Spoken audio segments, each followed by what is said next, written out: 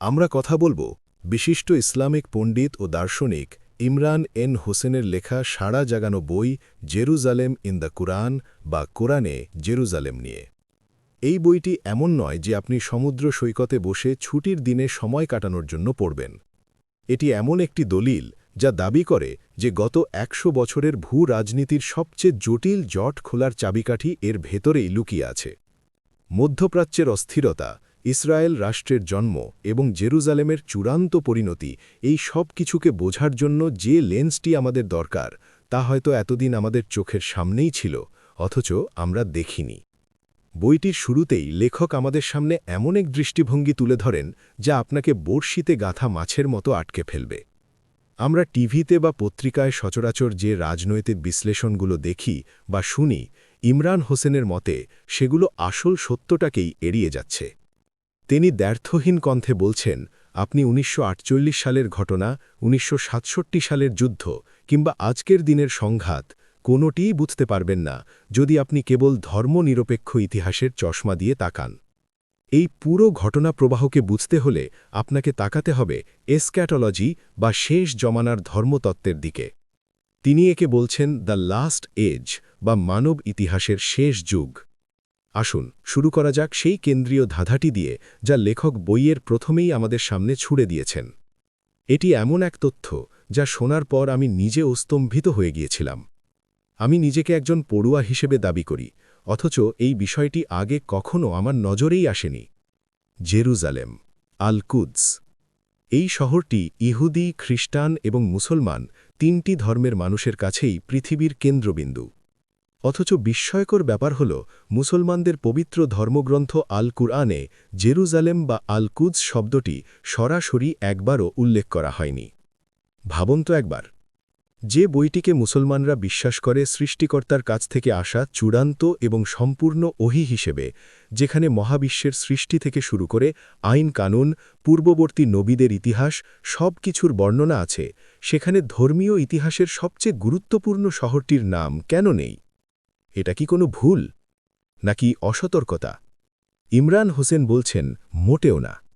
এটি সৃষ্টিকর্তার এক সুচিন্তিত এবং অত্যন্ত সূক্ষ্ম কৌশল। লেখক একে আখ্যায়িত করেছেন সেক্রেড ক্লাউড বা পবিত্র মেঘ হিসেবে। কি চমৎকার অথচ রহস্যময় একটি উপমা, তাই না? যেন সৃষ্টিকর্তা ইচ্ছে করেই শহরটির নাম এবং এর ভাগ্যকে এক ধরনের ধোঁয়াশার আড়ালে ঢেকে রেখেছিলেন। এটি ছিল এনক্রিপ্টেড বা সংকেতুবদ্ধ। আর লেখকের মতে এই এনক্রিপশনের উদ্দেশ্য হল জেরুজালেমের ভাগ্য কেবল তখনই মানুষের কাছে পরিষ্কার হবে যখন সঠিক সময় আসবে। আর সেই সময়টা হলো এখন, এই শেষ জমানা। কোরআনের এই নীরবতা আসলে তথ্যের একটা টাইম রিলিজ ক্যাপসুলের মতো, যা ঠিক সময়ে বিস্ফোরিত হয়ে সত্য প্রকাশ করছে। লেখকের পুরো যুক্তির ভিত্তি দাঁড়িয়ে আছে কুরআনের সূরা আন-নাহলের ৮৯ নম্বর আয়াতের ওপর, যেখানে বলা হয়েছে এই কিতাব নাজিল করা হয়েছে সবকিছুর ব্যাখ্যা দেওয়ার জন্য। এখন লজিকটা খেয়াল করুন। যদি কুরআন দাবি করে যে এটি সবকিছুর ব্যাখ্যা দেয়, আর গত ২০০০ বছরের ইতিহাসে ইহুদিদের পবিত্র ভূমিতে ফিরে আসাটা যদি আধুনিক বিশ্বের সবচেয়ে তাৎপর্যপূর্ণ ঘটনা হয়, তবে কোরআনকে অবশ্যই এর ব্যাখ্যা দিতে হবে। যদি না দেয়, তবে সবকিছুর ব্যাখ্যা দেওয়ার দাবিটি অসার হয়ে যাবে। ইমরান হোসেন দাবি করেন ব্যাখ্যাটি কোরআনে আছে, কিন্তু তা সাধারণ চোখের আড়ালে। আপনাকে শহর বা পবিত্র ভূমির মতো শব্দগুলোর দিকে তাকাতে হবে এবং আজকের ভূরাজনৈতিক বাস্তবতার সাথে সেগুলোকে মিলিয়ে দেখতে হবে। ইতিহাসের দিকে তাকালে দেখা যায় ১৯৪৮ সালে যা ঘটেছিল তা অবিশ্বাস্য। ২০০০ বছর ধরে নির্বাসিত একটি জাতি ফিরে এসে তাদের রাষ্ট্র পুনঃপ্রতিষ্ঠা করছে, এমন ঘটনা ইতিহাসে বিরল। লেখক বলছেন এটি কোনো কাকতলীয় ঘটনা নয়, এটি একটি ঐশ্বরিক চিত্রনাটের অংশ। তিনি এই ফিরে আসাকে দাজ্জাল বা অ্যান্টিক্রাইস্ট এবং ইয়াজুজ ও মাজুজ বা গগ অ্যান্ড ম্যাগগের মুক্তির সাথে সরাসরি সংযুক্ত করেছেন। তবে আলোচনার গভীরে যাওয়ার আগে একটি বিষয় পরিষ্কার করা প্রয়োজন। আমরা এখানে নিরপেক্ষ পর্যবেক্ষক হিসেবে কথা বলছি। এই বইটিতে অত্যন্ত ভারী ধর্মতাত্ত্বিক দাবি এবং বিতর্কিত ঐতিহাসিক ব্যাখ্যা রয়েছে। আমরা সেগুলোকে সমর্থন বা বাতিল করছি না, বরং আমরা একটি জটিল ল্যান্ডস্কেপের ট্যুর গাইডের মতো আপনাকে পথ দেখাচ্ছি। বইটির প্রথম অংশে লেখক আমাদের সামনে ৩টি রহস্যময় প্রশ্ন উপস্থাপন করেন, যা সাধারণ ধর্মনিরপেক্ষ যুক্তি দিয়ে ব্যাখ্যা করা অসম্ভব। প্রথম প্রশ্ন, ইউরোপের পবিত্র ভূমি নিয়ে এই দীর্ঘদিনের আবেশ বা অবসেশন কেন? আমরা ক্রুসেডের কথা জানি। হাজার বছর ধরে খ্রিস্টান ইউরোপ মুসলমানদের হাত থেকে জেরুজালেম উদ্ধারের জন্য পাগল ছিল। কিন্তু রেনেসা এবং ফরাসি বিপ্লবের পর ইউরোপ যখন ধর্মনিরপেক্ষ হয়ে গেল, যখন তারা বাইবেলের চেয়ে সংবিধান আর শেয়ার বাজারকে বেশি গুরুত্ব দিতে শুরু করল, তখনও কেন তারা সেই পুরনো ধর্মীয় লক্ষ্য নিয়ে পড়ে থাকল? ১৯১৭ সালে ব্রিটিশ জেনারেল অ্যালেন বি যখন জেরুজালেমে প্রবেশ করলেন, তখন তিনি একে মুক্ত করলেন। কিন্তু প্রশ্ন হল, একটি ঈশ্বরহীন ইউরোপ কেন ঈশ্বরের পবিত্র ভূমির জন্য যুদ্ধ চালিয়ে গেল? দ্বিতীয় প্রশ্নটি আরও অদ্ভুত। কেন এই ধর্মনিরপেক্ষ ইউরোপ একটি কট্টর ধর্মীয় রাষ্ট্র অর্থাৎ ইসরায়েল প্রতিষ্ঠায় সাহায্য করল? ইসরায়েল রাষ্ট্র দাবি করে তারা দাউদ ও সুলেমান আলাইহিসসালামের বাইবেলের রাজ্যের উত্তরাধিকারী। এটি একটি ধর্মীয় পরিচয়। তাহলে যে ইউরোপ ঈশ্বরের কাছ থেকে মুখ ফিরিয়ে নিয়েছে, তারা কেন ঈশ্বরের প্রতিশ্রুতির উপর ভিত্তি করে গড়ে ওঠা একটি রাষ্ট্রের ধাত্রী বা মিডওয়াইফ হিসেবে কাজ করবে? যৌক্তিকভাবে এর কোনো অর্থ হয় না, যদি না এর পেছনে ভিন্ন কোনো গূঢ় এজেন্ডা থাকে। তৃতীয় প্রশ্নটি পরিচয় সম্পর্কিত এবং অত্যন্ত সংবেদনশীল।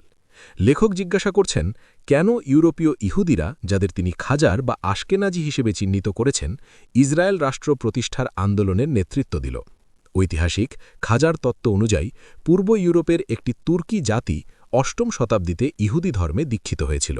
ইমরান হোসেন যুক্তি দেন যে আধুনিক জায়নবাদের প্রবক্তারা হারজল, ওয়াইসম্যান, বেন গুরিয়ন মূলত এই ইউরোপীয় ধর্মান্তরিত বংশোদ্ভূত ছিলেন, মধ্যপ্রাচ্যের আদি বনি ইসরায়েল নন।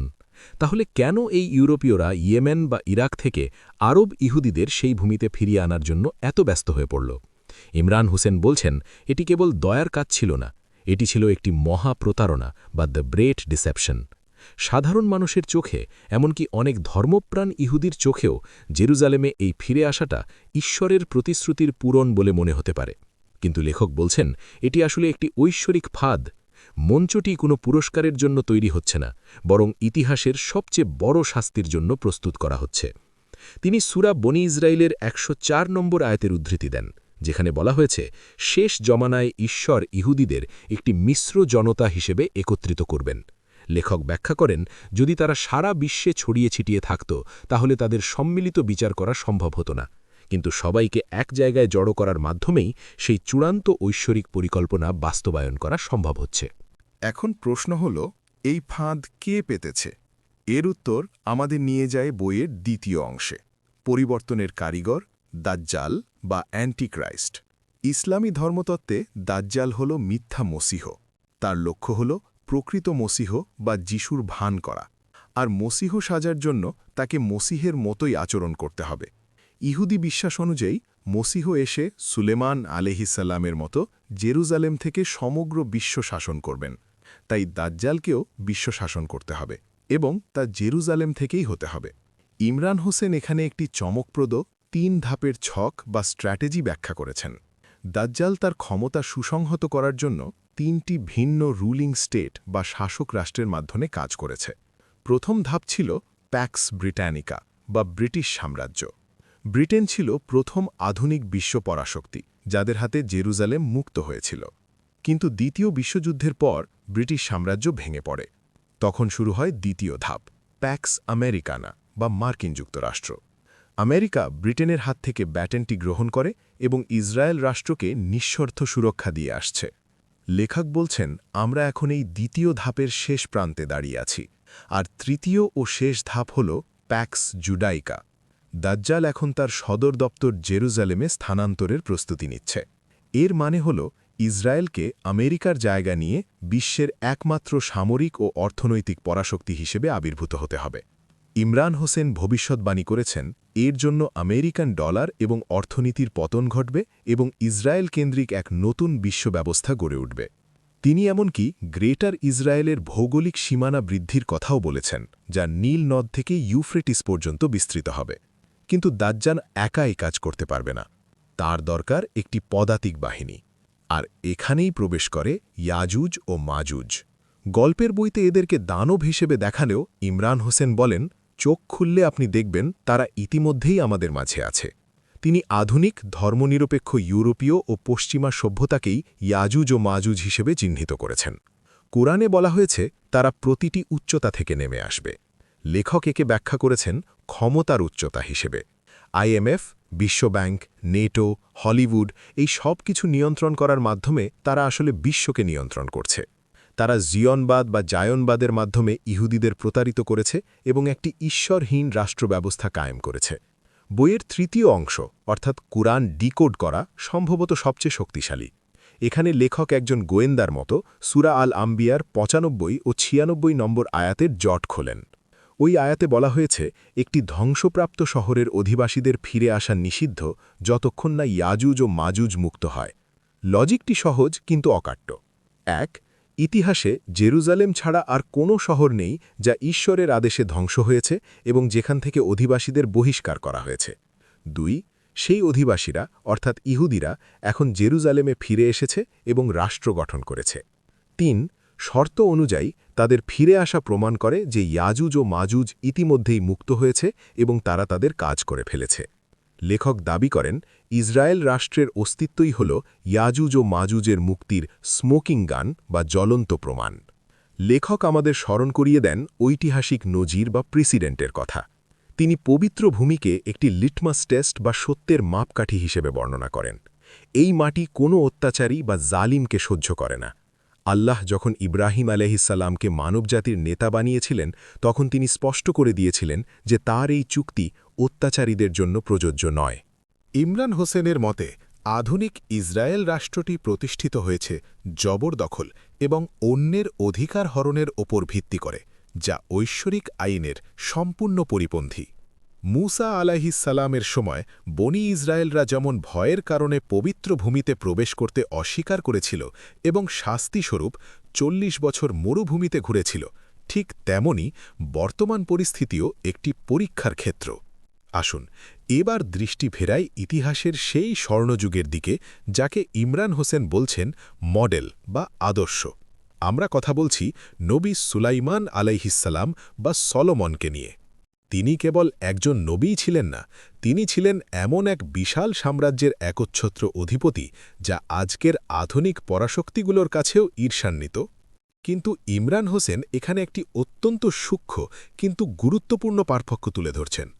সুলাইমান আলাইহিসসালামের সেই রাষ্ট্র, তার সেই বিশ্বব্যাপী আধিপত্য সব কিছুই দাঁড়িয়েছিল একটিমাত্র স্তম্ভের ওপর, আর তা হল আল্লাহর প্রতি নিঃস্বার্থ আত্মসমর্পণ। তিনি কোনো মানুষের তৈরি সেকুলার বা ধর্মনিরপেক্ষ আইনে রাষ্ট্র চালাননি, তিনি শাসন করেছেন ঐশ্বরিক আইনে। এটি ছিল বিশুদ্ধতম অর্থে একটি থিওক্রেসি বা ধর্মরাষ্ট্র। এখন আজকের ইসরায়েল রাষ্ট্রের দিকে তাকান। লেখক বলছেন আপনি যা দেখছেন তা আসলে একটি ধোঁকা, একটি নিপুণ জালিয়াতি। আজকের ইসরায়েল সুলাইমান আলাইহিসসালামের সেই বাহ্যিক জৌলুস, প্রযুক্তি, সামরিক শক্তি আর গোয়েন্দা নেটওয়ার্কের হুবহু নকল করছে ঠিকই, কিন্তু এর ভেতর থেকে প্রাণটাই গায়েব হয়ে গেছে। সেই প্রাণটি হল ঈমান বা বিশ্বাস। ইমরান হোসেনের মতে এই রাষ্ট্রটি মৌলিকভাবে আল্লাহহীন, ধর্মনিরপেক্ষ এবং সুলাইমান আলাইহিসসালামের পবিত্র উত্তরাধিকারের একটি ভণ্ড প্রতিচ্ছবি মাত্র। গল্পের মোড় ঘুরে যায় যখন আমরা শেষ নবী মুহাম্মদ সাল্লাল্লাহু আলাইহি ওয়াসাল্লামের সময়কালে আসি, বিশেষ করে সেই অলৌকিক রজনী যা ইসলামের ইতিহাসে ইসরা ও মেরাজ বা নৈশ ভ্রমণ নামে পরিচিত। এটি কেবল একটি ভ্রমণ ছিল না, ইমরান হোসেন একে দেখছেন ক্ষমতার হাতবদল হিসেবে। নবীজি যখন মক্কার মসজিদুল হরাম থেকে জেরুজালেমের মসজিদুল আকসায় ভ্রমণ করলেন এবং সেখানে সমস্ত নবীদের ইমামতি করলেন, তখন মূলত এই পবিত্র শহরের আধ্যাত্মিক চাবি আনুষ্ঠানিকভাবে ইসলামের হাতে তুলে দেওয়া হল। জেরুজালেম আর কেবল ইহুদি বা খ্রিস্টানদের একচ্ছত্র সম্পত্তি রইল না। আর এই পরিবর্তনের সবচেয়ে বড় দলিল হল নামাজের দিক বা কিবলা পরিবর্তন। মনে করে দেখুন, ইসলামের শুরুর দিকে মুসলমানরা কিন্তু জেরুজালেমের দিকে মুখ করেই নামাজ পড়ত, কিন্তু তারপর ঐশ্বরিক নির্দেশে সেই মুখ মক্কার কাবার দিকে ফিরিয়ে নেওয়া হল। লেখক যুক্তি দেন এটি কোনো সাধারণ দিক পরিবর্তন ছিল না, এটি ছিল একটি চূড়ান্ত ঘোষণা যে ইহুদিরা তাদের সুযোগ হারিয়েছে। বিশ্বের আধ্যাত্মিক নেতৃত্বের মশাল এখন জেরুজালেম থেকে মক্কায় স্থানান্তরিত হয়েছে। জেরুজালেম পবিত্র, কিন্তু এটি আর কিবলা নয়। এখন প্রশ্ন আসতে পারে, অনেকেই যেমন আমেরিকান বিশ্লেষক ড্যানিয়েল পাইপস যুক্তি দিয়েছেন যে কোরআনে যেহেতু জেরুজালেম নামটি নেই, তাই মুসলমানদের এই শহরের ওপর কোনো দাবি খাটে না। ইমরান হোসেন এখানে আইনের মারপ্যাচ খুলে ধরেন। তিনি স্বীকার করেন, কোরআনে ভূমিটি ইহুদিদের দেওয়ার কথা বলা আছে, কিন্তু সেখানে একটি বিশাল কিন্তু রয়েছে। এটি একটি শর্ত সাপেক্ষ চুক্তি। কোরআনের সূরা আল আম্বিয়ায় দাউদ আলাইহিসসালামের জাবুর বা সামসের উদ্ধৃতি দিয়ে বলা হয়েছে, আমার সৎকর্মপরায়ণ বান্দারা এই পৃথিবীর উত্তরাধিকারী হবে। খেয়াল করুন, এখানে বংশধর বলা হয়নি, বলা হয়েছে সৎকর্মপরায়ণ বান্দা। অর্থাৎ এই পবিত্র ভূমির মালিকানা কোনো রক্তের অধিকার বা জন্মগত অধিকার নয়, এটি একটি নৈতিক অধিকার। এই ঘরে ঢোকার চাবি হল আল্লাহর প্রতি বিশ্বাস এবং সৎ আচরণ। আপনি যদি সেই চাবি হারিয়ে ফেলেন, আপনি যদি নাস্তিক্যবাদ বা অত্যাচারের পথ বেছে নেন, তবে ঘরের তালা আপনার জন্য খুলবে না। আর এখানেই ইমরান হোসেন তার বইয়ের সবচেয়ে বিস্ফোরক দাবিটি করেছেন। তিনি বলছেন, ঘরের এই তালা বদলানোর জন্য খুদ তাওরাত কিতাবেই জালিয়াতি করা হয়েছে। তাওরাতের দ্বিতীয় বিবরণ বা ডিউটেরোনমিতে একটি অদ্ভুত আয়াত আছে, যেখানে বলা হচ্ছে, ঈশ্বর এই উত্তম দেশটি তাদের দিচ্ছেন, তবে তাদের সততার জন্য নয়, কারণ তারা একটি এগোয়ে জাতি। ভাবুন তো একবার, এটা কি অদ্ভুত শোনাচ্ছে না? যেন কোনো ধূর্ত আইনজীবী এই শর্তটি ড্রাফট করেছেন। বিষয়টা অনেকটা এমন, আপনাকে একটি দামি গাড়ি উপহার দেওয়া হলো এবং দলিলে লেখা হলো, তুমি যদি মাতাল হয়ে গাড়ি চালাও, অ্যাক্সিডেন্ট করো বা ট্রাফিক আইন অমান্য করো, তবুও গাড়িটি তোমারই থাকবে। ইমরান হোসেন দৃঢ়ভাবে বিশ্বাস করেন, পরবর্তী সময়ের লিপিকাররা ইচ্ছাকৃতভাবে এই লাইনটি ঢুকিয়েছিল, যাতে তাদের মালিকানা শর্তহীন করা যায়, যাতে তারা নবীদের হত্যা করলেও বা মূর্তি পূজা করলেও জমিটি তাদেরই থাকে। কিন্তু ইতিহাস মিথ্যা বলে না। লেখক প্রশ্ন ছুড়ে দেন, যদি মালিকানা সত্যিই শর্তহীন হতো, তবে কেন তাদের ব্যাবিলনীয়রা ঘাড় ধাক্কা দিয়ে বের করে দিল? কেন রোমানরা আবার তাদের উচ্ছেদ করল? আল্লাহ যে তাদের দুইবার সেই ভূমি থেকে বের করে দিয়েছেন, এটাই প্রমাণ করে যে ইজারা বা লিজটি শর্তহীন ছিল না। আপনি এমন বাড়ি থেকে উচ্ছেদ হতে পারেন না, যার দলিল আপনার নামে চিরস্থায়ীভাবে লেখা আছে। আর ঠিক এই যুক্তিতেই ওই ভূমিতে ১২০০ বছরের মুসলিম শাসন টিকেছিল, কারণ তারা সেই মৌলিক শর্ত অর্থাৎ আল্লাহর প্রতি আনুগত্য বজায় রেখেছিল।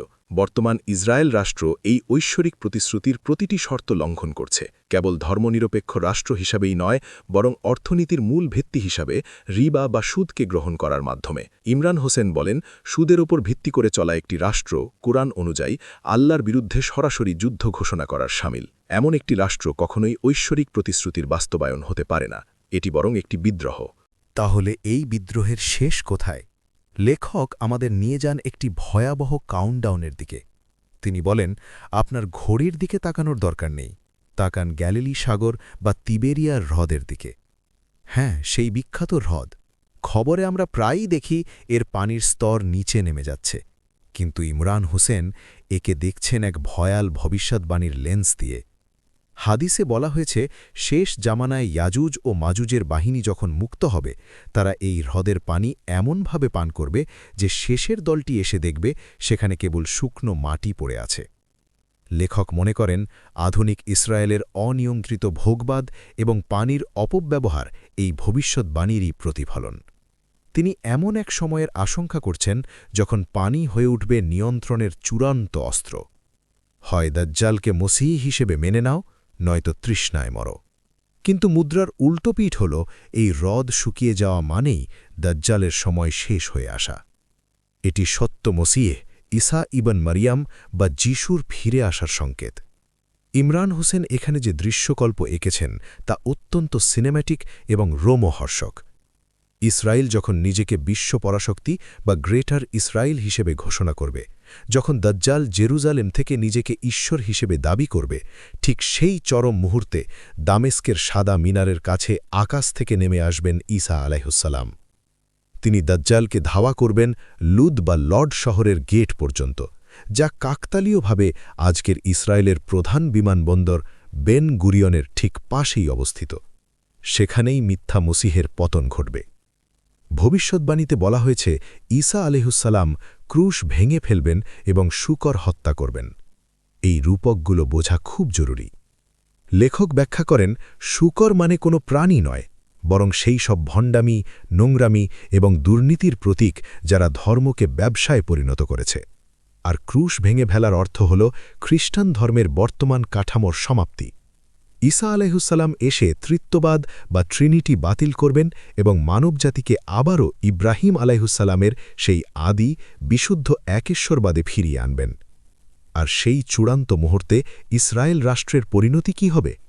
ইমরান হোসেনের ভাষায় তা হবে সম্পূর্ণ ধ্বংস। তিনি মনে করেন ইহুদিদের এই বর্তমান একত্রীকরণ কোনো আশীর্বাদ নয়, এটি একটি ফাঁদ। আল্লাহ তাদের এক জায়গায় জড়ো করেছেন যাতে ইতিহাসের চূড়ান্ত বিচারটি সম্পন্ন করা যায়। ড. ইসমাইল রাজি আল ফারুকির মতো তিনিও মনে করেন জায়নবাদ এই অঞ্চলের জন্য ক্রুসেডারদের চেয়েও বড় বিপদ, কারণ এটি ভেতর থেকে স্থানীয় পরিচয়কে মুছে ফেলতে চায়। তাহলে এখন করণীয় কি? লেখক হাত গুটিয়ে বসে থাকার পরামর্শ দেননি। তার অ্যাকশন প্ল্যান বা কর্মপরিকল্পনা অত্যন্ত স্পষ্ট। প্রথমত, মুসলমানদের হৃদয়ে জেরুজালেমের জন্য মক্কা মদিনার মতোই তীব্র ভালোবাসা থাকতে হবে। এটি হারানো মানে নিজের আত্মার অংশ হারানো। তিনি প্রতিরোধ বা জিহাদের কথাও অত্যন্ত স্পষ্টভাবে বলেছেন, এবং এখানে তিনি একটি চমৎকার কিন্তু অস্বস্তিকর তুলনা টানেন। তিনি বলেন, ব্রুকলিন বা লন্ডন থেকে একজন ইহুদি যুবক তেল আভিভে উড়ে গিয়ে আইডিএফে যোগ দিতে পারে এবং বিশ্ব তাকে লোন সোলজার বা একাকী বীর হিসেবে প্রশংসা করে, তবে একজন মুসলমান কেন তার পবিত্র ভূমি মুক্ত করার জন্য প্রতিরোধে যোগ দিলে তাকে সন্ত্রাসী বলা হবে? তিনি এই দ্বিমুখী নীতির মুখোশ খুলে দিয়েছেন। কিন্তু তিনি জানেন এই কথা বলাও আজকের বিশ্বে বিপজ্জনক। তাই তিনি জোর দিয়েছেন বুদ্ধিবৃত্তিক জিহাদের উপর। তিনি বলেন, আজকের দিনে কাউকে শেখানোর মতো সবচেয়ে গুরুত্বপূর্ণ বিষয় হল কুরআনে জেরুজালেম। কারণ আপনি যদি চিত্রনাট্য না জানেন, তবে মঞ্চের আলো আর শব্দ দেখে আপনি বিভ্রান্ত হবেন। তিনি চান মানুষ জানুক যে ইসরায়েলের এই প্রবল পরাক্রমশালী রূপ আসলে ক্ষণস্থায়ী, এটি একটি ঐশ্বরিক পরীক্ষার অংশ মাত্র। এবং শেষমেশ এই বইটির বার্তা কেবল মুসলমানদের জন্য নয়। ইমরান হোসেন হাত বাড়িয়ে দিয়েছেন আন্তরিক ইহুদি এবং খ্রিস্টানদের দিকেও। এটা হয়তো শুনতে অদ্ভুত লাগছে যে তিনি এমন কাউকে বইটি পড়তে বলছেন যার বিশ্বাসকে তিনি চ্যালেঞ্জ করছেন, কিন্তু তিনি মনে করেন যারা সত্যিকার অর্থেই ঈশ্বরকে ভয় করেন তারা এই বই পড়লে বুঝতে পারবেন যে ধর্মনিরপেক্ষ জায়নবাদ তাদের একটি খাদের কিনারায় নিয়ে গেছে। তিনি তাদের এই ডুবন্ত জাহাজ থেকে বাঁচার একটি লাইফ বোট অফার করছেন, সত্যকে মেনে নেওয়ার আহ্বান। সবশেষে আমরা যে ধারণাটি দিয়ে শেষ করতে চাই তা হল দুই চোখের দৃষ্টিভঙ্গি। দাজ্জালকে বলা হয় একচোখা, অর্থাৎ সে কেবল বস্তুবাদী জগৎ দেখে, টাকা, ক্ষমতা, পারমাণবিক বোমা, প্রযুক্তি। সে ইসরায়েলকে দেখে একটি সফল আধুনিক রাষ্ট্র হিসেবে। কিন্তু ইমরান হোসেন চান আপনি আপনার দ্বিতীয় চোখ খুলুন, সেই আধ্যাত্মিক চোখ যা দিয়ে দেখা যায় বাইরের চাকচিক্যের পেছনের ভয়ঙ্কর বাস্তবতা, যা দিয়ে বোঝা যায় এই সাফল্য আসলে একটি মরীচিকা, একটি সুসজ্জিত ফাঁদ। ইমরান হোসেন যদি সঠিক হন, তবে গ্যালিলি সাগরের প্রতিটি ইঞ্চি পানি কমা মানে কেবল খরা নয়, এটি কিয়ামতের ঘড়ির টিকটিক শব্দ। আমরা কোনো রাজনীতির খেলা দেখছি না, আমরা হয়তো চোখের সামনে হাজার বছরের পুরনো ভবিষ্যৎবাণীর বাস্তবায়ন দেখছি। জেরুজালেম ইন দ্য কুরআন বইটি আপনাকে মানতে হবে এমন কোনো কথা নেই, কিন্তু এটি পড়ার পর বা আজকের এই আলোচনা শোনার পর আপনি যখনই মধ্যপ্রাচ্যের সংবাদের দিকে তাকাবেন, আপনি নিশ্চিতভাবেই আর আগের দৃষ্টিতে তাকাতে পারবেন না। দৃশ্যপটের আড়ালে আসলে কি ঘটছে, এই প্রশ্নটি আপনাকে তাড়িয়ে বেড়াবে। ধন্যবাদ আমাদের সাথে এই গভীর, হয়তো কিছুটা ভীতিপ্রদ, কিন্তু অত্যন্ত জরুরি আলোচনায় থাকার জন্য। চোখ খোলা রাখুন, অবশ্যই দুটো চোখই।